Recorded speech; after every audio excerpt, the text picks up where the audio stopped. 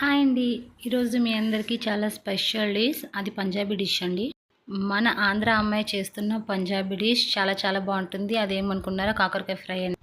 కాకరకాయల్ని peel చేసేసి వాటిని బాగా క్లీన్ చేసి గుడ్డతో తుడిచి ఎండలో పెట్టుకోవాలండి. ఎండలో పెట్టుకొని 1 అవర్ బాగా ఎండకి ఆరితే తొందరగా ఫ్రై అయిపోతాయి అన్నమాట. అలాగే ఫస్ట్ ఇక్కడ చూపిస్తున్నాను కదా, అందులో అల్లం వెల్లుల్లి paste, onion and beetroot carrot paste అండి. అలాగే హోల్ గరం మసాలా, మనం గరం మసాలా ఇంట్లో ప్రిపేర్ చేసిన వేసి మిక్సీ చేయకూడదు.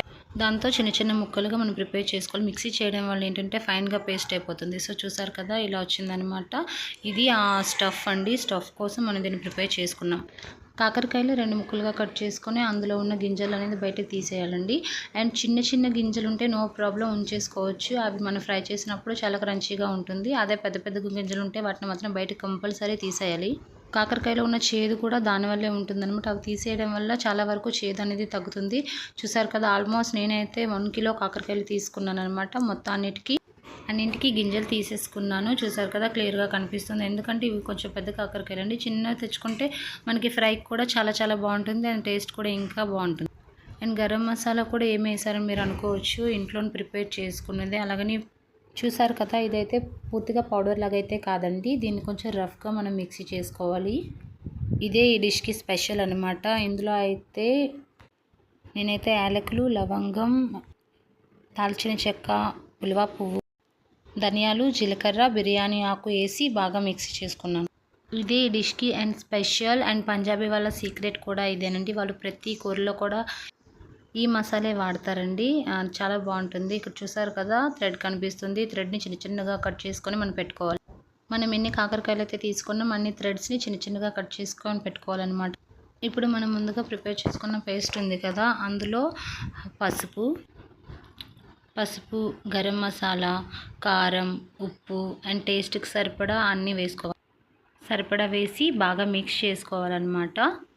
మా పాప అయితే 15 మంత్స్ బేబీ అండి. ఇలా కాకరకాయ చేసి కూర పెడితే చాలా బాగా తింటుంది. మీ పిల్లలు కూడా తప్పకుండా నచ్చుతుంది. ఒకసారి ట్రై చేయండి. ట్రై చేస్తేనే కదా తెలిసేది. ఇవన్నీ వేసేసుకున్నాం కదా, వేసుకున్నాక బాగా మిక్స్ చేసుకోవాలి. మిక్స్ చేసుకున్న బ్యాటర్ని మనం కాకరకాయల్లో స్టఫ్ చేసుకోవాలన్నమాట. తర్వాత చూద్దాం.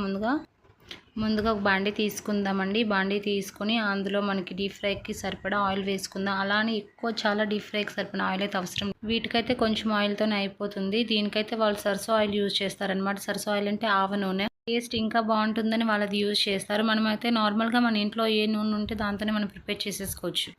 చూసారు కదా, నేను కట్ చేసి పెట్టుకున్న కాకరకాయల్లో మనం ఏ పేస్ట్ అయితే రెడీ చేసుకున్నామో దాన్ని స్టఫ్ చేసుకుంటున్నాను. ఫస్ట్ నేను హాఫ్ చేసుకుంటాను అనమాట. ఎందుకంటే ఇవి మనం ఫ్రై చేసేలోగా నెక్స్ట్ వాటిని రెడీ చేసేసుకోవచ్చు అనమాట. ఇవి కూడా ఆయిల్లో కొంచెం మగ్గడానికి టైం పడుతుంది కదా, సో అందుకని నేను హాఫ్ వరకు చేసుకుంటున్నాను. చూసారు కదా, నేను 1/2 కిలో తీసుకున్నాను కదా, 1/2 కిలోలో సగం వరకు అయితే స్టఫ్ చేసి పెట్టేసుకున్నాను. మిగిలిన అలానే ఉంచుతున్నాను అనమాట.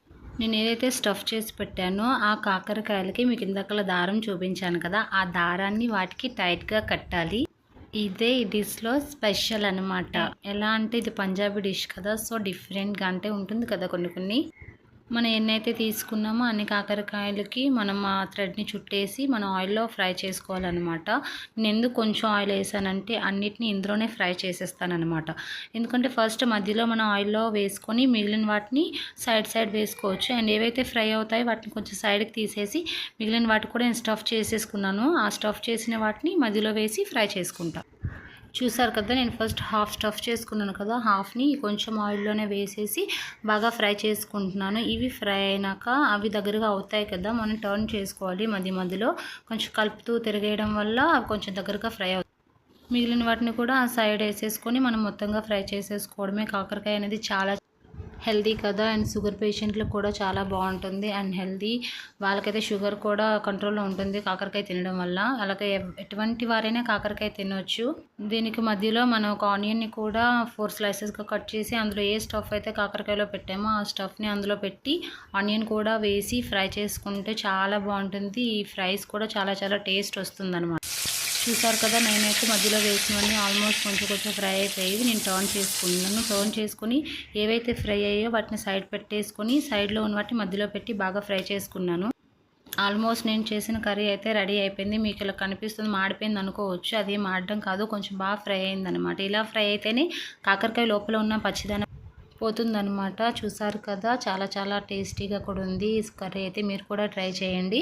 అండ్ పంజాబీ స్టైల్ గుత్తి కాకరకాయ కూర అనమాట. హెల్దీ అండ్ టేస్టీ, చిన్నపిల్లలు పెద్దవాళ్ళు ఎటువంటి వాళ్ళైనా తినొచ్చు కళ్ళు మూసుకొని. ప్లీజ్ నా ఛానల్ని సపోర్ట్ చేయండి, సబ్స్క్రైబ్ చేయండి, లైక్ చేయండి. ఫర్దర్ వీడియోస్ కోసం వెయిట్ చేయండి.